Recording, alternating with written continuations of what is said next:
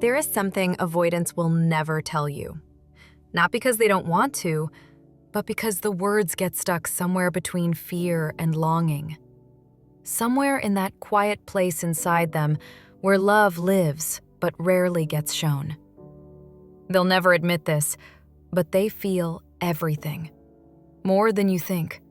More than they allow themselves to acknowledge. More than their silence ever reveals. Avoidants don't avoid love because they don't care. They avoid love because caring overwhelms them.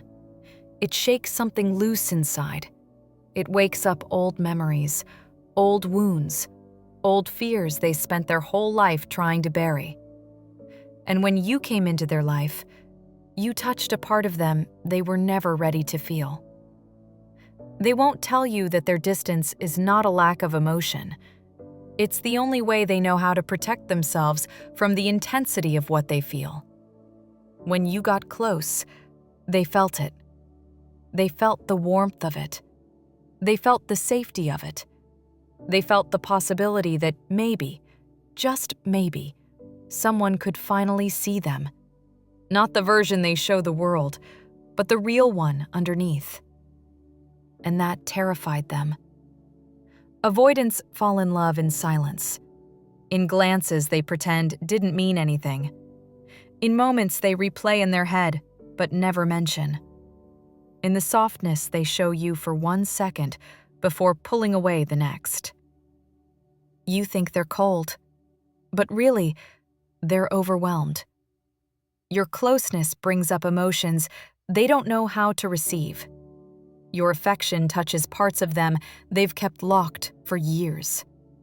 Your presence feels like a risk, the kind that could either heal them or break them open. They were taught that needing someone is dangerous, that being vulnerable is unsafe, that love is unpredictable, unstable, uncontrollable. So when they start to care, it feels like drowning.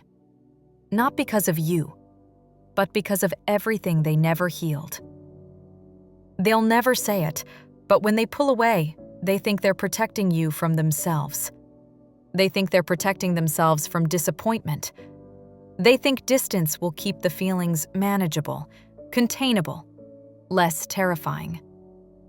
But here's the part no one talks about. Avoidants don't disconnect because they don't love you. They disconnect because they do. They've been alone inside their emotions for so long that love feels like a foreign language. When they start to feel deeply, their whole system goes on alert. Not because something is wrong, but because something is finally real. They won't tell you that after they distance themselves, they still think about you. They still wonder what you're doing. They still check your last message. They still replay your voice. They still feel the absence of your presence as a quiet ache they don't know how to name. Avoidants crave closeness. They crave touch. They crave emotional intimacy. But they crave it in ways they can control, in doses small enough not to overwhelm them. So when you offered your heart openly, it felt like too much, too fast, too vulnerable, too real. They pull away not because they want space, but because they're afraid of needing you. They fear losing themselves. They fear failing you. They fear disappointing you. They fear being truly seen. They fear wanting something they don't believe they deserve. Avoidants love in small gestures, in quiet acts, in subtleties most people miss. The way their voice softens when they talk to you. The way they remember small details you thought they forgot. The way they look at you when they think you're not watching. The way they touch your hand for half a second longer than necessary. The way they check if you got home safe. The way they sit closer than they mean to. The way they get nervous when they care. But they won't say any of it, because saying it makes it real. And real makes it risky. Avoidants don't fall out of love. They fall into fear. Fear of losing themselves. Fear of losing you. Fear of failing. Fear of being abandoned if they show too much. Fear that loving you means giving you the power to hurt them. They'll never tell you that pulling away hurts them too. That their silence isn't peace, it's internal war. That staying distant is easier than facing the depth of what they feel for you. That avoiding the connection doesn't make it disappear. It just makes it hurt in a different way. Avoidants don't choose distance because it's easier. They choose it because it's familiar. Because it's the only thing that ever kept them safe. But here's what they never expect. Someone like you. Someone patient. Someone warm. Someone who sees past the walls. Someone who loves with softness instead of pressure. You touched a part of them they thought was gone. A part that wanted to stay. A part that wanted to try. A part that wanted to be held without fear. A part they fight every time they pull away. They won't tell you this, but when they're alone, they think about the moments they felt closest to you.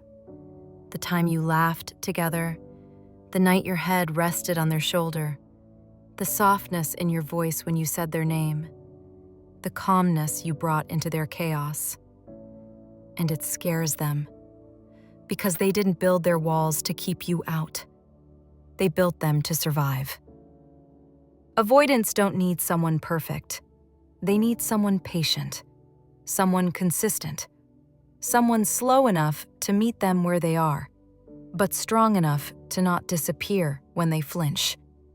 Someone who doesn't interpret their distance as rejection, but as a wound. Someone who understands that their silence isn't indifference, it's fear. Someone who sees that behind every withdrawal is a heart that wants closeness, but doesn't know how to hold it. Avoidants don't fall in love the way others do. They fall quietly, deeply, terrifyingly, in silence, in shadows, in the spaces between words, in the moments they pull away because feeling this much terrifies them. And even if they never say it, even if they never show it the way you wish they would, the truth is simple. They cared. More than you realized. More than they admitted. More than they could handle. And maybe one day, when they've healed enough to stop mistaking love for danger, they'll look back and realize you were the safest thing they ever ran from. Until then, remember this. Their avoidance was never a reflection of your worth. It was a reflection of their wounds. You weren't unlovable. You were the first person who made them feel something real.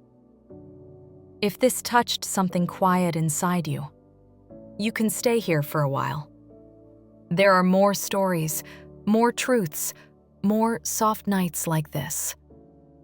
Welcome to Attachment Alchemy Lab. You're safe here.